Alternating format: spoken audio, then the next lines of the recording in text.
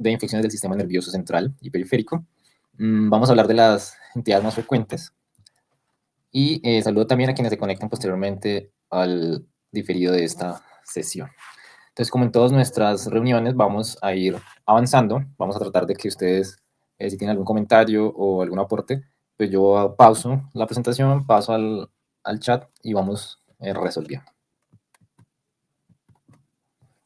Listo. Entonces, para iniciar, va a ser súper importante tener en cuenta algunas precisiones en cuanto a la terminología que usamos cuando hablamos de procesos inflamatorios y o infecciosos en el sistema nervioso. Entonces, lo primero es que debemos recordar que como tal las meninges es realmente lo que puede llegar a generar dolor y síntomas en los pacientes que presenten compromiso inflamatorio de este tejido. Entonces, en el caso de que haya compromiso de las meninges, pues hablaremos de meningitis. Cuando hablamos ya del compromiso del parénquima, podemos referirnos tanto a la encefalitis, hablando de los hemisferios cerebrales, hablar de cerebelitis, ¿listo? O podemos hablar de mielitis si el compromiso es propiamente de cordón.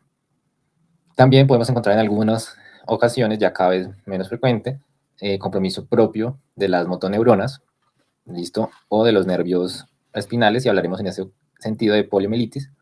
Y si hablamos específicamente de un proceso que afecta la raíz del ganglio dorsal, pues hablaremos de una radiculitis. ¿Listo? Digamos que todos estos escenarios es a los cuales nos enfrentamos. Hay que tener en cuenta que también nosotros podríamos llegar a tener en algún escenario que un compromiso inicie por meninges, lo más usual es que sea vía hematógena, y posteriormente progrese a tener un compromiso de encefalitis. Entonces, en algunas ocasiones podemos tener procesos meningoencefalíticos. Y pues hablaremos de cuáles son como las características para yo pensar más en compromiso de meningio o compromiso del encéfalo. Entonces, en el libro de neurosemiología y una aproximación clínica del sistema nervioso, que ya está disponible para que ustedes lo puedan consultar, tratamos de hacer un enfoque práctico a la cabecera del paciente del síndrome meningio. Cuando nosotros hablamos de un síndrome meningio, pues el síndrome meningio va a tener 5 características que son claves. Puede que curse con dolor de cabeza, ¿listo? Ese dolor de cabeza puede ser tipo tensión o puede ser migrañoso. Y es muy frecuente que se asocie a fotofobia. De hecho, la fotofobia se considera como parte del síndrome meningio, como un síntoma que no es infrecuente. Claramente, pues debe el paciente cursar o haber tenido fiebre en algún momento. Puede tener signos meningios, ¿listo? Puede cursar con otros síntomas o signos. Dentro de estos, pues podemos tener que si hay compromiso del parénquima, o sea, encefálico, que hablaríamos de meningoencefalitis, pues vamos a tener acompañado compromisos motores o sensitivos, cambios del comportamiento, disminución del nivel de conciencia, pueden cursar con crisis epilépticas, ¿listo? Y en ese escenario, debemos recordar es que a medida que se va comprometiendo el encéfalo, pues puede manifestarse con cualquiera de las funciones que tiene la corteza cerebral, que es básicamente la que nos va a dar la sintomatología en el paciente. Entonces, cuando nosotros pensemos o tengamos un paciente en el cual nos enfrentamos de que, listo, me parece, porque tiene cefalea, tiene fiebre, es un cuadro subagudo, que puede cursar con una meningitis, pero adicionalmente ha hecho crisis epiléptica o tiene compromisos en el examen neurológico, yo debería pensar, puede que también esté comprometiendo el encéfalo y realmente pues deba hacer una intervención pensando en una meningoencefalitis. Y también se pueden presentar signos de hipertensión intracraneal. ¿Qué es lo característico? Que ese dolor de cabeza va a empeorar con los cambios posturales, va a haber presencia de mesis y puede que se desarrolle papilema. El papilema es realmente tardío, pero entonces debemos pensarlo tempranamente en pacientes que tengan una cefalea con cambios posturales en el decúbito y con cambios que me hagan sospechar hipertensión intracraneana. Acá hemos hablado entonces de la parte clínica que yo voy a poder encontrar en un paciente, ya sea hablando con él, preguntándole y examinándolo. Pero entonces ahorita tengo que pasar al otro brazo del flujograma. Y es que me puede estar ocasionando esto, el síndrome meningio. Yo puedo tener un síndrome meningio que puede ser por meningitis, viral, bacteriana, tuberculosa, por hongos o parásitos. Puede que sea una irritación dada básicamente por componente hemático, o sea, hablaremos que la hemorragia subaracnoidea aneurismática es la principal causa, pero podría tener también un paciente que tenga una trombosis de senos venosos, que haya hecho una transformación de un infarto venoso, ¿listo? o que se haya roto una malformación arteriovenosa. Digamos que tenemos varios escenarios, pero digamos que la más frecuente va a ser la hemorragia subaracnoidea neurismática. Que tenga una infiltración leptomeningia, y eso usualmente pues en metástasis, o la que se denomina como aséptica, que va a ser en enfermedades inmunomediadas o granulomatosas. También aquí hay que aclarar otro escenario, y es que yo podría llegar a tener pues clínica para pensar en meningismo, pero el que yo tenga clínica de meningismo no es igual a meningitis o a proceso infeccioso, que es lo que se trata de hablar acá. Dentro de las etiologías, pues miren que lo infeccioso es un componente, pero puedo tener otras manifestaciones que me lleven a presentar un síndrome meningio. Entonces, mi abanico de posibilidades no debe estar cerrado a pensar solo en infección, sino que yo, al ir sumando elementos, pues modulo y evalúo cuál va a ser mis posibilidades diagnósticas. Listo. Y cuando yo ya estoy diciendo, listo, yo sospecho que hay una neuroinfección que puede ser aguda o subaguda, tengo dos escenarios grandes, ya específicamente el infeccioso, que puede ser la meningitis o la meningoencefalitis. Entonces, lo primero es, ¿qué debo tener? Pues ya vimos que puede que el paciente tenga fiebre, que puede o no tener signos meningios, puede o no tener cefalea, puede o no tener alteración del nivel de conciencia, ¿listo? Pero digamos que esto sí es un marcador importante. Siempre que ustedes vean un paciente que tiene un cuadro subagudo o agudo, que tiene elevación de parámetros inflamatorios y que compromete el nivel de conciencia, dígase que está somnoliento, estuporoso, yo debo decir, ¿será que está teniendo un compromiso del sistema nervioso central? ¿Será esto una infección? Y ahí es el escenario en el cual yo voy a entrar a pensar en los diferenciales y a poder definir si inicio una terapéutica de forma empírica y si arranco por ese brazo diagnóstico. Acá hay un punto clave, y es que el que yo tenga la sospecha de una neuroinfección no es igual a que yo voy a encontrar siempre signos meningios. Estos pueden o no estar presentes, y eso debe ser claro para que nosotros no hagamos un diagnóstico en el cual descartemos por no tener signos meningios, pero realmente haya sido un falso negativo. Listo, y luego voy a hacer la evaluación del ABCD. Entonces, lo primero, a diferencia de otros escenarios neurológicos, acá inicio el tratamiento empírico. Y luego pienso, descarto y espero resultados paraclínicos. ¿Por qué? Porque si yo pensé de entrada que el paciente pueda estar cursando con una infección del sistema nervioso, pues el desenlace puede ser fatal. Por tanto, si en mi historia o mi algoritmo y mi pensamiento es, puede que sea una meningitis, trato y luego hago paraclínicos y espero resultados y defino si sí o no, luego puedo retirarlo, puedo ajustarlo, cambiarlo por la función renal, pero hay que cubrir a ese paciente. ¿Listo? Entonces no vamos a retrasar el manejo. Listo. Luego voy a evaluar si necesito una neuroimagen antes de hacer la punción lumbar. Entonces probablemente este sea un escenario menos frecuente en su caso, porque ustedes probablemente van a llegar a hacer el inicio de la terapéutica empírica, pero pues probablemente no tengan siempre la posibilidad o el acompañamiento para hacer punción lumbar en los pacientes. Entonces lo que toca es iniciar el tratamiento y luego se evaluará la posibilidad de hacer la punción en otro escenario. La recomendación cuando pienso en meningitis, pues es iniciar con vancomicina, ceftriaxona, y si estoy en los extremos de la vida, pues considero la ampicilina. Y luego que tenga resultados y que pueda hacer un manejo dirigido, si logro hacer el aislamiento de un microorganismo específico, pues voy a dirigir la terapéutica con el antimicrobiano que corresponda. Pero de entrada, vancomicina, ceftriaxona, ampicilina si estoy en extremos de la vida. Si pienso o creo que pueda también tener un componente o ser viral, pensando sobre todo en herpes, puedo adicionarle aciclovir, listo. Y la recomendación, como nosotros no podemos tipificar de entrada, se recomienda usar dexametasona antes de iniciar el antibiótico, listo. Y esto para evitar que haya alguna reacción en el momento en que comience a ser efectivo el antimicrobiano. ¿Cuándo pienso yo que puede ser también viral? Si hay un compromiso del parénquima, ya habíamos dicho que si yo tengo signos de meningitis con alteración del comportamiento o crisis epiléptica, pues voy a adicionar el aciclovir, pensando en que sea una meningoencefalitis. Listo. Posteriormente, pues se puede hacer o no la punción lumbar. Eso no debe retrasar ni hacer que inicie el antimicrobiano luego de los paraclínicos, ¿no? Yo inicio el antimicrobiano y luego hago los paraclínicos o espero resultados. Es muy discutible hacer la neuroimagen, pero digamos que si un paciente tiene historia de inmunosupresión, de crisis epiléptica, papiledema, alteración del nivel de conciencia, un déficit focal neurológico, ¿listo? pues yo debería pensar en hacer la neuroimagen, y si creo que pueda tener una lesión focal, pues debo hacerla contrastada.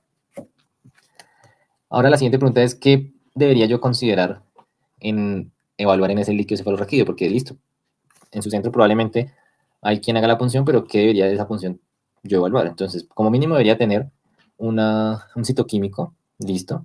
Debería evaluar si el citoquímico me sale alterado, un PCR múltiple o panel meningio, y dependiendo del microorganismo que yo esté considerando, pues debería dirigirlo a evaluar, pero digamos que de entrada debería tener la tinta china, debería tener el COAH, el BK, y con eso pues podría ser una aproximación inicial. Si sale alterado el citoquímico, pues hago correr el panel meningio y con este voy a identificar algunos microorganismos, pero no voy a tener una cobertura del 100% y eso debe ser tenido en cuenta. Lo otro es que el panel meningio me sirve para los microorganismos de la comunidad, pero por ejemplo, si yo estoy pensando que la infección sea por microorganismos asociados al cuidado de la salud, se me van a quedar por fuera del panel meningio y yo no puedo tener la falsa seguridad de que voy a estar descartándolo en ese escenario. Lo otro es que como probablemente la vía de diseminación más frecuente es hematógena, pues yo debo policultivar a esos pacientes y no se me va a olvidar hacer una prueba de VIH, una serología en todos los casos. Si yo encuentro que un paciente tiene signos de hipertensión intracraniana, pues debo remitirlo a un centro, si en el mío no lo hay, de posibilidad de hacer el manejo integral del caso. Y si no estoy sospechando una hipertensión intracraniana, pues yo lo que voy a hacer es estabilizar a ese paciente, debo hacer el ABCD de la urgencia, garantizar que está en condiciones estables y ahí sí pensar en si hay necesidad o no de hacer una remisión. ¿Listo? Y eso también pues debe ser claro. Acá voy a hacer una pausa y pasamos al chat. Bueno, saludo a Francisco Hernández, Juliana Franz, a Andrés Quintero, a John Moyano, a Abel Espinosa y Lía Rodríguez. Bueno, no hay todavía comentarios, entonces vamos a continuar. Listo. Este es un cuadro que me parece que es interesante porque nos abre un poco el espectro de quedarnos solo como pensando en meningitis bacteriana, en que si es crónica solo pienso en tuberculosis, que si es aguda solo pienso en virus, herpes, y me amplía las posibilidades de otras entidades que yo puedo considerar. Entonces acá lo que vamos a encontrar es, en el plano horizontal, pues tengo la temporalidad y el tipo de infección. Entonces, por ejemplo, si es una meningitis aguda, si es una meningitis crónica o subaguda, si es una encefalitis aguda, si es una vasculitis, si es una demencia, si hay lesiones focales, si hay compromiso de nervios craneales, si es un compromiso de cordón espinal, si es una radiculitis, si es una neuropatía y si hay compromiso con miositis. Y en el vertical lo que voy a tener es el tipo de agente. Entonces, si es bacteria, si es virus, si es hongo, si es tuberculosis, si es sífilis, si es parásito. ¿Listo? Entonces, en general, yo podría tener una manifestación clínica como una meningitis aguda con bacterias y con virus. Entonces, es en ese escenario donde el hacer la punción tempranamente, pues me va a permitir poder dirigir la terapéutica porque probablemente si el cuadro es más viral, probablemente ese paciente no se va a beneficiar de dar un manejo antimicrobiano empírico clásico. Y dentro de los virus, pues realmente, si yo estoy pensando, por ejemplo, en cubrirlo con aciclovir, pues lo que estoy cubriendo ahí va a ser herpes, varicela zoster, pero el resto no los voy a cubrir bien con aciclovir. Entonces eso debo tenerlo en consideración. Si yo estoy pensando en algo subagudo crónico, pues ya me tengo que entrar en el escenario de que puedan ser hongos y el escenario va a cambiar si es inmunocomprometido o es inmunocompetente. Tuberculosis siempre debo tenerlo en el abanico de opciones. Sífilis, de hecho, estamos en un momento en el cual hay como un aumento en la incidencia de casos, entonces cada vez documentamos más sífilis y parásitos que no debemos dejarlos atrás, pero es mucho más frecuente en inmunocomprometidos. Pero hay una cosa importante y es que tenemos cada vez una población que está expuesta a fármacos biológicos, pacientes trasplantados, pacientes oncológicos, pacientes neutropénicos, que son potencialmente pacientes que puedan cursar con infecciones y comportarse como inmunocomprometidos, pacientes que están con corticoides, con inmunosupresores, o solamente una inmunosupresión biológica como la diabetes o una enfermedad crónica. Encefalitis aguda, virus, digamos que clásico. ¿Cuáles de estos agentes son los que hacen usualmente vasculitis infecciosas o postinfecciosas? Las bacterias, clásicamente varicela zoster, VIH, y dentro de los hongos, el aspergillus, ¿listo? la Mycobacterium puede presentar también vasculitis, menos frecuente. Podríamos tener compromiso cognitivo en pacientes que hayan tenido o cursen con una infección del sistema nervioso, por ejemplo en VIH, y pacientes con infección por sífilis. ¿Cuáles podrían comportarse como lesiones focales? ¿Listo? Entonces, en general las bacterianas, porque pueden cursar en algún momento, si se desarrollan las fases para llegar a un absceso cerebral. De los virus, la leucoencefalopatía multifocal progresiva por virus JC, digamos que es como uno de los clásicos. Este escenario es frecuente en pacientes, por ejemplo, que están inmunosuprimidos. Se vigila con frecuencia en pacientes, por ejemplo, que tienen medicación biológica en esclerosis múltiple, por ejemplo, pero se puede presentar también en otros pacientes que tengan conteos linfocitarios pues, muy bajos. ¿Cuáles pueden llegar a presentarse con compromiso de nervios craneales, parálisis o paresias? Entonces, la listeria es un clásico dentro de las bacterianas. También el HIV, la varicela zoster, los hongos, la Mycobacterium, sífilis, pueden llegar a presentar. ¿Cuáles podrían tener presentación también espinal o de cordón? Entonces, las bacterias podrían presentar absceso epidural. Usualmente cuando es el compromiso de cordón espinal puro, se diagnostican más tardío porque muchas veces pues, se presentan más es como cuadros subagudos, dolores o lumbalgias o dorsalgias, que el paciente empieza después a desarrollar ya el compromiso sistémico, a tener ya la fiebre, entonces termina siendo un diagnóstico un poco más tardío que cuando es compromiso del sistema nervioso a nivel de encéfalos o hemisferios. La tuberculosis, pues, la enfermedad o mal de Pot, y también se va a nivel espinal como meningitis propiamente, y pues la sífilis ya en estadios avanzados con el TAVES. Listo. ¿Cuáles son clásicamente que les gusta ir y generar compromiso a nivel radicular? El citomegalovirus, el herpes 2 y la tuberculosis, que puede hacer aracnoiditis. Neuropatías realmente, el HIV, y tanto los virus como las bacterias podrían llegar a presentar compromiso muscular inflamatorio con miositis. Entonces, digamos que estos que son los más frecuentes podrían llegar a ser ese el escenario. Y como cada vez tenemos un acceso más cercano, más amplio y más próximo a los servicios de salud, ¿qué es lo que está pasando ahorita? Que pacientes que antes no consultaban porque tenían, por ejemplo, un dolor de cabeza, síntomas sistémicos muy virales, pues terminan consultando tempranamente y terminan haciendo pues terminamos haciéndole más seguimiento porque pueden llegar a tener algo de meningismo, pueden llegar a tener algunos síntomas muy subagudos y terminan siendo más meningitis virales. Entonces eso también lo hemos visto más frecuentemente. Bueno, este del continuum lo traje porque nos plantea tanto por la temporalidad aguda o crónica, como por el tipo de agente, como por el tipo de población, cuáles deberían ser nuestros microorganismos a considerar como agentes etiológicos. Entonces, cuando hablamos de lo bacteriano, pues ya habíamos dicho que en extremos de la vida, yo debería siempre considerar cubrir listeria cuando lo del manejo empírico. Entonces, listeria monocitógenes en neonatos y en pacientes mayores, o que están en centros con alta densidad poblacional, generalmente hogares geriátricos o, por ejemplo, cárceles. Adultos, Streptococcus pneumoniae, Neisseria meningitidis, son los que debemos considerar. Los pacientes mayores de 50 años, pues la listeria, igual que en los inmunocomprometidos. Y este es uno de los escenarios en el cual si yo les hago panel meningio o PCR múltiples, estos probablemente yo no los vaya a captar, y es porque el panel está dirigido a agentes de la comunidad y no a agentes intrahospitalarios. Entonces, Staphylococcus aureus, epidermidis, listo, Propionobacterium. Quienes han tenido recientemente contacto con personal de salud o han sido sometidos a intervenciones quirúrgicas, debo considerar también los gram negativos, entre ellos pseudomonas, y hay otros pues, agentes que podría llegar a considerar. Dentro de los agentes virales, los enterovirus son frecuentes, los herpesvirus, arbovirus, HIV, listo.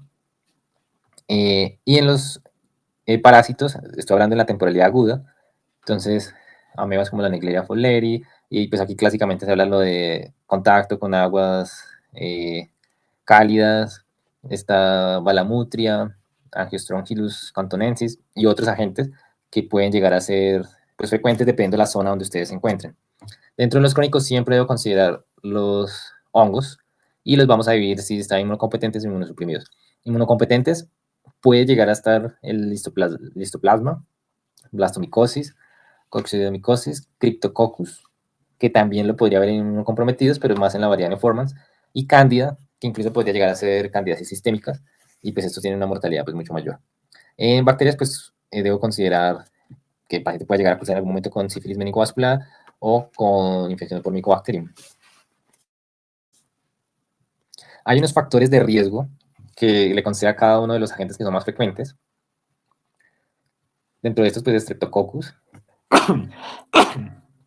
La cápsula de polisacárido, pues uno de los que se ha estudiado mucho en Neisseria meningitis, el pili tipo 4, el lipopolisacárido, que realmente es el que genera la respuesta como marcada del sistema inmune, en el Haemophilus influenza la cápsula, en la Listeria monocytogenes el flagelo, listo, y la fosfolipasa.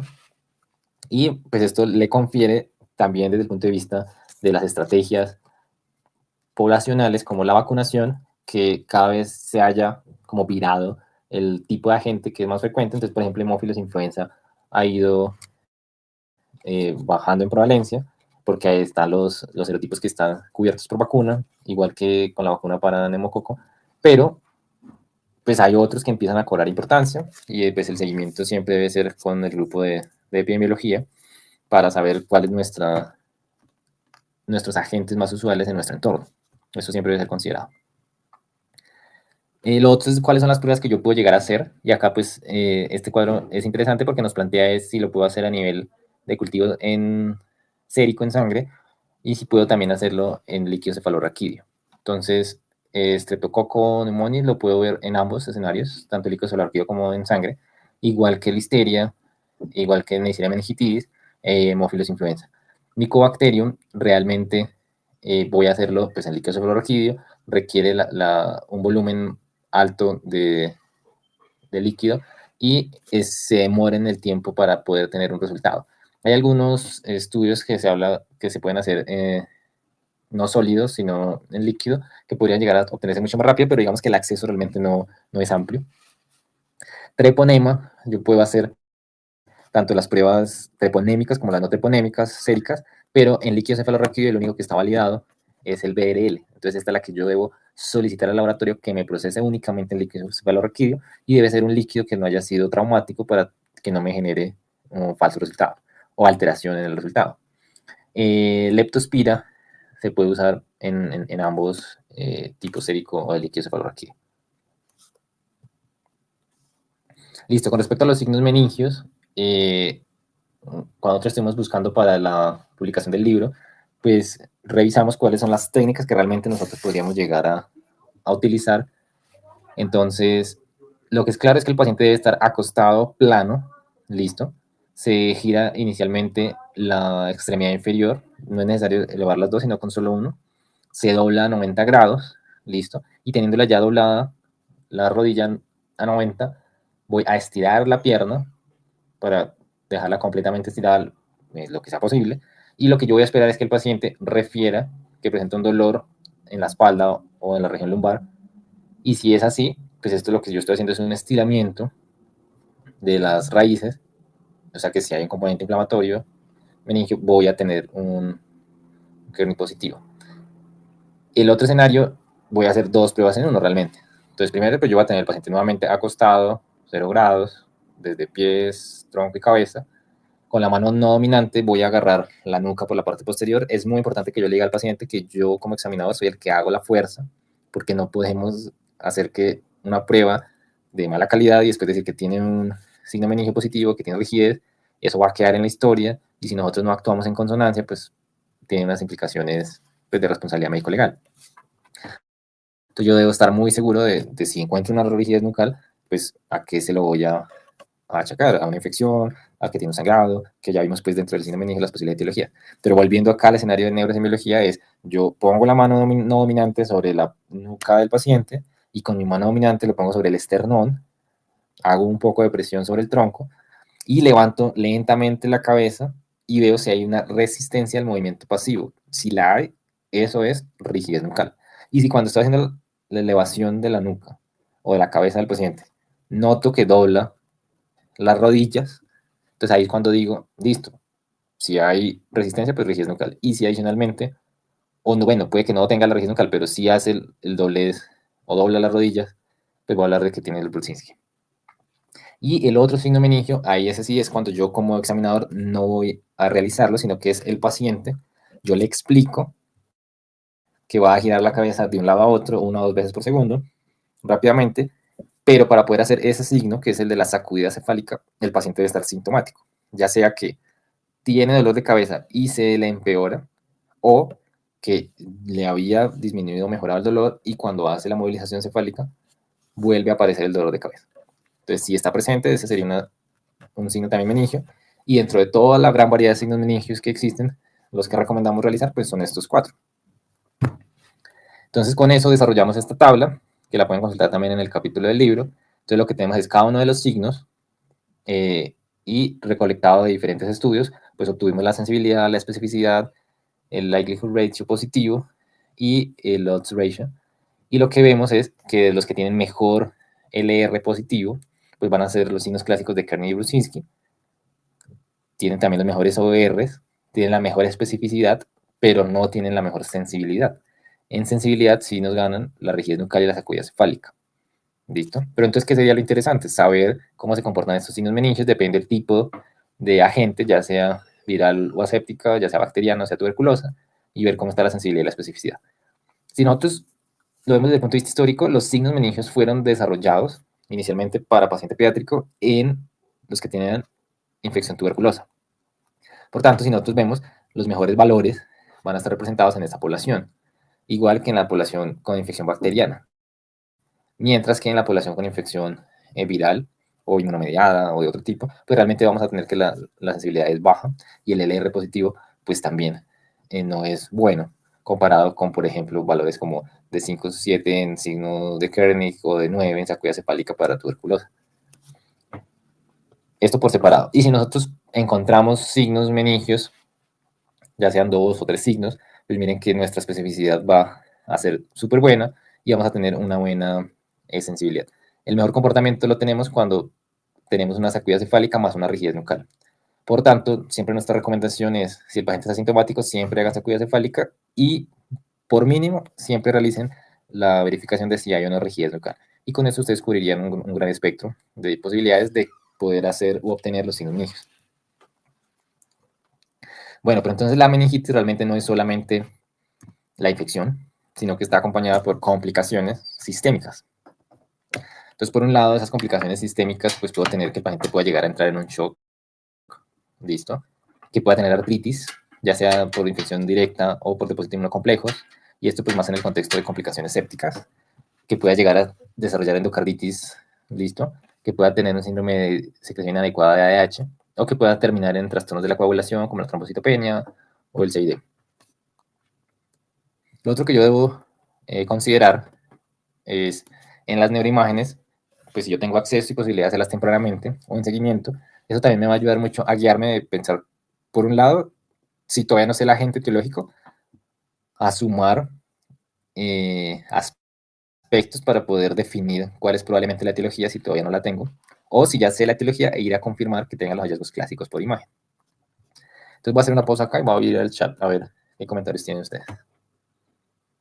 Bueno, saludo a Arnold Quintero y a Andrea Cambisaca. Bueno, entonces, si yo lo que veo es una lesión que tiene aspecto como de masa con efecto de volumen, pues lo que debo pensar es, ¿será esto un absceso? ¿Será un empiema? ¿Será una cerebritis temprana? Entonces, mi diagnóstico diferencial, aparte del infeccioso, pues yo debo ir a decir, ¿será un tumor? ¿Será una lesión de esclerosis múltiple? ¿Será que está con una DEM, con un linfoma? Si realmente lo que veo son cambios de la señal a nivel del lóbulo temporal, siempre lo que yo debo pensar ahí es herpes simplex virus 1 o 2. Y si me salgo de lo infeccioso, pues que sea algo inmunomediado o paraneoplásico de tipo encefalitis límbica. Eso es como el escenario que yo puedo tener. Y también hay algo que es que a veces desde el punto de vista de que el paciente ya haya cursado con infección y está haciendo una alteración postinfecciosa. Eso también podría ser otra posibilidad. Cuando realmente lo que tengo son lesiones extensas, pero de sustancia gris, de sustancia blanca, perdón, pues ahí está también el herpes simplex o el herpes humano tipo 6. Y el diferencial, pues tengo que pensar, ¿será un PRES? ¿Será una EM? ¿Será un PML?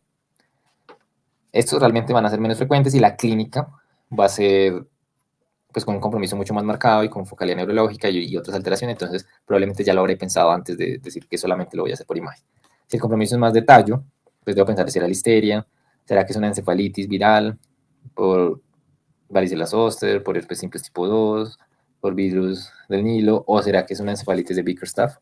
Y mi diagnóstico diferencial, pues de ir pensado, será un PRES, será algo inmunomediado, será una encefalitis, será una enfermedad de Whipple, será un Clippert, será un Wernicke, o será algún otro tipo de compromiso. O incluso, pero esto probablemente ya lo habré pensado antes, que tenga una mielinolisis póntica. ¿Por qué? Porque pues ya yo sabré si el paciente tenía una reposición de sodio y se pasó en las velocidades de reponerlo.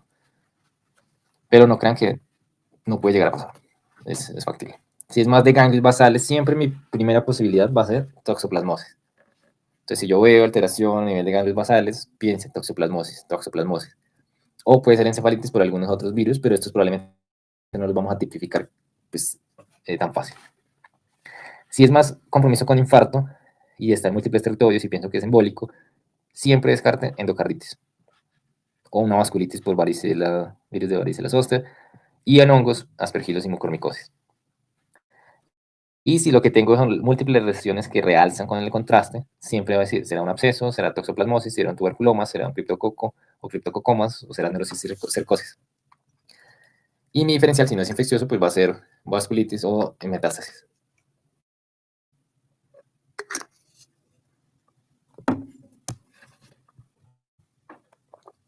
Bueno, acabo de hacer un poquito de zoom, pero hacia grandes rasgos, esa también es del continuum y ahí ellos nos plantean es, si yo lo que veo son hiperintensidades, si veo realce y si veo otras alteraciones, ¿qué agentes voy a pensar? Entonces, si yo tengo acceso a resonancia, entonces voy a hablar de hiperintensidades en el TEOS o el FLAIR. Si es a nivel de región límbica, pues ya habíamos dicho herpes simples o herpes humano tipo 6. Si es de su sustancia gris, arbovirus. Si es más periventricular, el citomegalovirus es mi primera opción. Y si es yuxtacorticular o de pedúnculos cerebelosos, pues debo pensar será un PML por JC. No es lo más frecuente, pero debe estar como dentro de mis diferenciales. Siempre lo que yo recomiendo y lo que se recomienda hoy en día es que como hay información tan vasta, de que uno tenga siempre estas ayudas cognitivas en su carpeta para un acceso rápido y decir, ah, listo, dame un segundo y uno revisa. Bueno, este es mi diferencial y revisa. Si es inmunocompetente y tiene lesiones que realzan el anillo, siempre tuberculomas, abscesos bacterianos, neurosis y cercosis. Si es inmunocomprometido, toxoplasmosis, infecciones por Epstein-Barr o linfoma primario del sistema nervioso o mucomicosis, pero pues este sería mucho más extensa la lesión. Y en otro escenario, pues que tenga uno o más lesiones que no realcen, entonces neurosis y cercosis, si hay calcificación multifocal, neurosis y cercosis, si está arborizado esquistosomiasis, y si tiene lesiones tipo infarto o para pensar en vasculitis, siempre varicela zoster es muy de compromiso vascular, igual que la sífilis meningovascular, el aspergilos y la mucormicosis. Listo. Entonces ahorita lo que tenemos que pensar es, ya habíamos hablado que a grandes rasgos pues era el manejo empírico, según el grupo poblacional, pero ahorita entonces lo que debemos hablar es cuál es la dosis, porque como ustedes van a iniciar el manejo empírico, pues deben poner la dosis óptima al paciente. Entonces en la revisión del manejo, desde la Asociación Colombiana de Neurología, lo que se recomienda es, si yo estoy con un paciente entre los 18 y los 50 años, que no tenga antecedentes ni comorbilidades, pues mi antibiótico, bueno, mi antimicrobiano recomendado va a ser la ceftriaxona o el cefotaxime. Realmente la ceftriaxona, si la resistencia local a las cefalosporinas es mayor al 1%, pues voy a pensar en ceftriaxona. Adiciono vancomicina, listo, entre 15 a 20 miligramos por kilo, cada 8 o 12 horas, depende de su protocolo local. Y recuerden que siempre toca hacer evaluación de niveles para alcanzar concentraciones. Usualmente se pide a las 72 horas de 15 a 20 microgramos por mililitro, que es la meta que yo debo conseguir en los pacientes. Y luego que obtenga los resultados de la creatinina y la función renal la calcule, pues voy a hacer el ajuste. Pero desde el punto de vista empírico, el manejo hay que iniciarlo apenas lo sospecho. Si estoy por encima de los 50 años, listo, por debajo de los 18 años, o hay factores de riesgo para el listema de monocitógenes, pues voy a hacer el manejo con ceftazona o cefotaxime, que es ceftazona 2 gramos cada 12 y el cefotaxime 2 gramos cada 4 a 6 horas. Y le voy a adicionar ampicilina 2 gramos cada 4 horas o amoxicilina 2 gramos cada 4 horas. Aquí, ¿cuál es la consideración especial? Pues si la sensibilidad es reducida a la penicilina, vamos a adicionar el banco, que ya lo hemos hablado, y en la dosis de 15 a 20 miligramos por kilo, 8 a 12 horas, depende de su protocolo local, y siempre pedir los niveles para mantenerlo en niveles terapéuticos. Pacientes inmunosuprimidos, pues ya sabemos que veníamos con la CEPFEA, que teníamos AMPI, si hay factores de riesgo, y le vamos a ajustar a cubrirlos con cefepime, 2 gramos cada 8 horas, o meropenem, 2 gramos cada 8 horas, y evalúa siempre iniciar la dexametasona justo antes o con los antimicrobianos. ¿Cuál es una aclaración acá que se hace? Es que si nosotros usamos de entrada meropenem, pues no hay necesidad de cubrirlos con AMPI, dado que ya se está cubriendo el listeria. Pero si nosotros identificamos, por ejemplo, en el panel meningio o específicamente la listeria, pues yo debo hacer el desescalonamiento de meropenem a directamente manejar solo la AMPI para cubrir listeria. Entonces serían como las consideraciones que debo tener. Lo otro que siempre vamos a considerar es cuánto tiempo yo voy a mantener el tratamiento. Entonces, si identifique que es Streptococcus pneumoniae, pues me voy a ir a 10 a 14 días. Listeria siempre son 3 semanas, 21 días. Neisseria 7 días. Estafilococo depende de la tipificación y del antibiograma. Los gram negativos nos toca llevarlos a 3 semanas. Los estreptococos del grupo B entre 2 y 3 semanas. Y hemófilos influenza de 7 a 10 días. Si estoy tratando específicamente herpes o varicela zoster, pues lo que se recomienda es de 10 a 14 días, y dependiendo de la clínica, pues usualmente lo llevamos hasta 14 días, si consideramos que es compromiso del sistema nervioso central. Siempre hay consideraciones especiales. Entonces, por ejemplo, el paciente que inicia con vesículas periorbitarias, que tiene compromiso ocular posteriormente, que puede que haya un riesgo de que haya compromiso del sistema nervioso central. Entonces, en esos escenarios, siempre hay que apoyarse del médico que tenga pues, más experticia. En este caso, pues, interconsulta de neurología, para ver si entonces hacemos manejo, tratando de pensar en cubrir el sistema nervioso central, aunque sea una lesión local periorbitaria. Esto debe ser tenido en cuenta. Siempre los pacientes, si se identifica o tiene lesiones que son típicas o me hacen sospechar que pueda tener una inmunosupresión, siempre es bueno hacer la evaluación y pedir la prueba de VIH. Si esta me sale negativa, repetirla, y si no, nos toca pensar en hacer carga viral, porque puede que sea una prima infección o sea muy temprana y toca hacer medición de CD4. Otras consideraciones especiales es que cada vez tenemos una población en la cual debemos hacer un buen interrogatorio, porque puede que de una u otra manera esté consumiendo medicación o terapéutica inmunosupresora. Entonces hay veces que, por ejemplo, pacientes vienen de forma crónica con corticoides y pues no lo comentan en la primera consulta, pero posteriormente cuando uno dice, venga, pero este paciente, ¿por qué tiene este agente? ¿Por qué tiene esta clínica? Terminamos descubriendo que estaba con un corticoide que lo tenía de forma prolongada. O a veces no suspenden la indicación y el paciente sigue comprando el medicamento o se automedica y termina con inmunosupresión farmacológica. Siempre pensar también, si tienen inmunosupresión biológica, entonces pensar en descartar que no esté cursando con diabetes o con alguna otra enfermedad que pueda generar inmunosupresión. Entonces voy a hacer una pausa acá y paso al chat. Listo. Entonces en este momento es importante, si tienen alguna duda, que no la hagan, o si han tenido algún caso en sus centros desde el punto de vista de infecciones del sistema nervioso central o periférico, porque pues ya vimos que radiculitis, mielitis son otras entidades. Bueno, mientras van ahí escribiendo sus comentarios, sus aportes, hay un escenario que cada vez vemos más y es los pacientes que tienen encefalitis. Entonces, muchas veces las encefalitis, como son virales, pueden autorresolver. Entonces el paciente puede que haya cursado con una sintomatología muy parecida a una infección viral, sistémica, con síntomas muy generales, que estuvo 5, 7, 10 días enfermo, que posteriormente se recuperó, pero que quedó con unos déficits muy sutiles, entonces compromisos en algunos componentes del lenguaje o algunas fallas de memoria, y posteriormente empieza a tener compromiso cognitivo, a empeorarse o a tener cambios comportamentales. Entonces, lo que nosotros encontramos posteriormente es que hacen una reacción por anticuerpos, dado que cursaron con una infección viral, y es la reacción de anticuerpos la que le genera el empeoramiento o la lesión y terminan con una encefalitis postinfecciosa, o pueden incluso desarrollar una encefalitis inmunomediada, y luego, cuando nosotros hacemos la valoración, pues encontramos que en ese momento ya no hay infección, pero entonces nos toca considerar si hay que hacer manejo con plasmaféresis, con inmunoglobulina, con ciclofosfamida, con rituximab, con medicación biológica, para tratar de disminuir la respuesta del sistema inmune, porque esos pacientes, si no se tratan rápidamente, pues van a terminar con secuelas neurológicas graves, que no solamente lo neurológico grave es quedar con hemiparesia o con una afasia, sino también terminar con compromiso de memoria, porque entonces ya no van a poder ingresar o nuevamente incorporarse a su actividad laboral o ser integrados socialmente. Entonces, en ese escenario, también hay que pensar en esos casos que no son tan infecciosos, sino que posteriormente nos llegan con cambios neurológicos más como subagudos, tirando a las 3, 4, 6 semanas posteriormente, y que empeoran rápidamente desde el punto de vista neurocognitivo.